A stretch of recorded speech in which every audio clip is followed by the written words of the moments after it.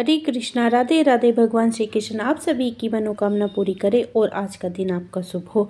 आज दिन है मंगलवार और सूर्योदय होगा 7:09 पर और सूर्यास्त होगा 6:12 पर। आज का ब्रह्म मुहूर्त रहेगा जो 5:32 से शुरू होगा सुबह और 6:20 तक रहेगा। अभिजीत मुहूर्त रहेगा दोपहर में 12:18 से शुरू होगा और 1:02 तक रहेगा। अमृतकाल रहेगा दोपहर में 3:02 से शुरू होगा और 4:33 तक रहेगा। और आज का राहु काल रहने वाला है 3:30 से शुरू होगा और 4:50 तक रहेगा। आइए हम माघ मास के 22वें अध्याय की कथा का श्रवण करते हैं। भगवान उसके वचन सुनकर कहने लगे कि ऐसा ही होगा, तुम्हारे तप में कोई बाधा नहीं पड़ेगी। जो मनुष्य तुम्हारे कहे गए सूत्र को पढ़ेगा, मुझ में अचल भक्ति होगी, उसके धर्म कार्य होते रहेंगे और उसकी ज्ञान में परम निष्ठा होगी। देवदूत से इतना कहकर भगवान अंतर ध्यान हो गए। तब देवनिधि कहने लगे, हे महर्षि, जैसे गंगा में स्नान करने से मनुष्य पवित्र हो जाता है, वैसे ही भगवान की इस कथा को सुनकर मैं पवित्र हो गया। कृपा करके उस सूत्र को कहिए जिससे उस ब्राह्मण ने भगवान को प्रसन्न किया। लोमस जी कहते हैं कि उस सूत्र को पहले गरुड़ जी ने पढ़ा से मैंने सुना। हे विप्रे, यह सूत्र आध्यात्मिक विद्या का सार, पापों का नाश करने वाला, वासुदेव सर्वव्यापी चक्रधारी सज्जनों के प्रिय, जगत के स्वामी श्री कृष्ण को नमस्कार है। जब स्तुति करने वाला श्री की स्तुति की जाए तब सभी जगत विष्णु में है, तो उस किसकी स्तुति की जाए। जिस भगवान के श्वास वेद हैं, फिर कौन सी स्तुति उनकी प्रसन्नता के लिए की जा सकती है। जिसको वेद नहीं जान सकते, ना वाणी ना मन जान सकता है, उनकी स्तुति में अज्ञानी क्या कर सकता है। सारा चर अचर संसारी जिसकी माया के चक्र की तरह घूम रहा है, इसी से हे प्रभु आप चक्रधारी कहलाते हैं। ब्रह्मा विष्णु आप ही हो।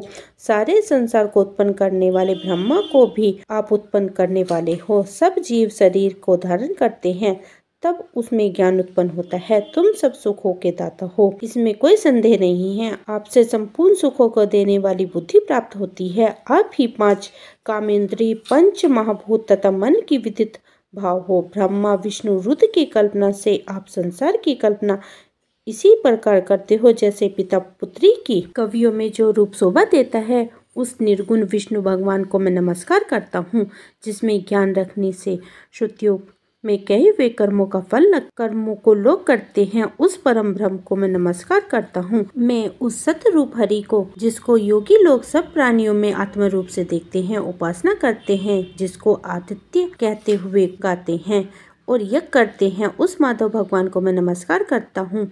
मनुष्यों को माया तथा मोह में पैदा हुए विचित्र आभास, अहंकार तथा ममता को जानकर खो देते हैं, उस भगवान को मैं नमस्कार करता हूँ। संसार में मनुष्यों के मोह रूपी वायु में सदा भटकने वाली ज्वाला आपके चरण कमलों की छाया पहुँचने से नहीं चलती।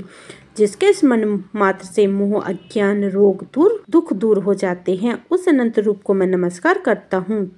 जिसके मिल जाने पर और किसी दूसरे की इच्छा नहीं रहती, जिसको जानकर आदित्यवादी आत्मा को देखते हैं।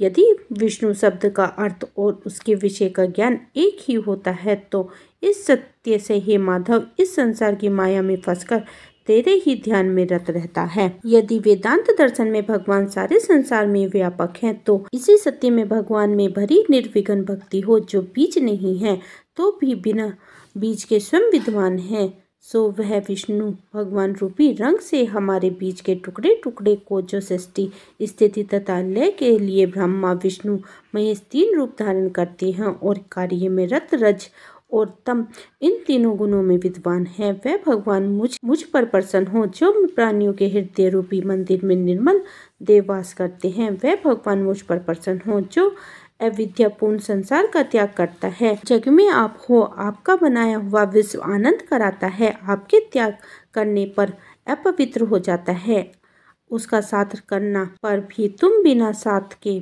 बने रहते हो। विकार रहित, जिसके पंचभूत योग से पैदा हुए चैतन्य मानते हैं, वे उपासना करते हो। जैन लोग आपके शरीर का परिणाम मानते हैं और संख्यावादी तुम्ही को प्रकृति से परे पुरुष मान का ध्यान करते हैं। जन्म इत्यादि से रहित चैतन्य रूप, सदा आनंद स्वरूप उपनिषद जिसकी महिमा गाते हैं। आकाश आदि पंच महाभूत, देह मन बुद्धि इंद्रियां, सब कुछ तुम ही हो। तुमसे अलग और कुछ भी नहीं है। तुम ही सब प्राणियों को उत्पन्न करने वाले हो और मुझको शरण देने वाले हो।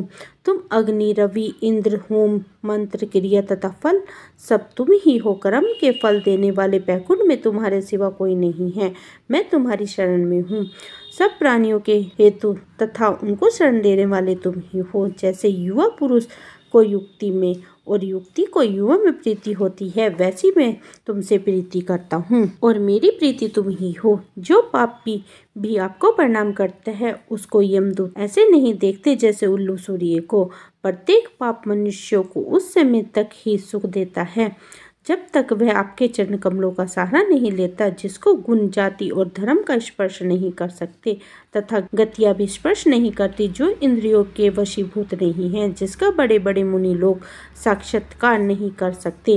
उन भगवान को मैं नमस्कार करता हूँ जितने ज्ञान रूपी सुंदर गुण है, जिसने सुख रूपी मोक्ष रूपी लक्ष्मी का आलिंगन किया है, जिसने आत्मस्वरूप सुख भोगा है और जिसने ध्यान रूप में मृत्यु के वश में कर लिया है, ऐसे मुनि से सेवित भगवान को नमस्कार है। जो जन्म आदि से अलग है, जिसको काम क्रोध आदि दोष दुख नहीं देते, उन वासुदेव भगवान को मैं नमस्कार करता हूँ। जिसके ज्ञान की गति से अविद्या रूपी मल शुद्ध हो जाता है, उसके ज्ञान रूपी शस्त्र से संसार रूपी शत्रु का नाश हो जाता है। उन दुखों के नाश करने वाले को मैं नमस्कार करता हूँ। जिस प्रकार सब स्थिर और जगम संसार को उत्पन्न करते हैं, इसी सत्य से भगवान मुझको दर्शन दे। इस प्रकार उसकी सच्ची भक्ति देखकर भगवान ने प्रसन्न होकर उसे ब्राह्मण को दर्शन दिए और ब्राह्मण की स्तुति से प्रसन्न होकर तथा उसे वरदान देकर भगवान अंत्य ध्यान हो गए और वह ब्राह्मण कृतज्ञ होकर भगवान में लीन हो गया और शिष्यों के साथ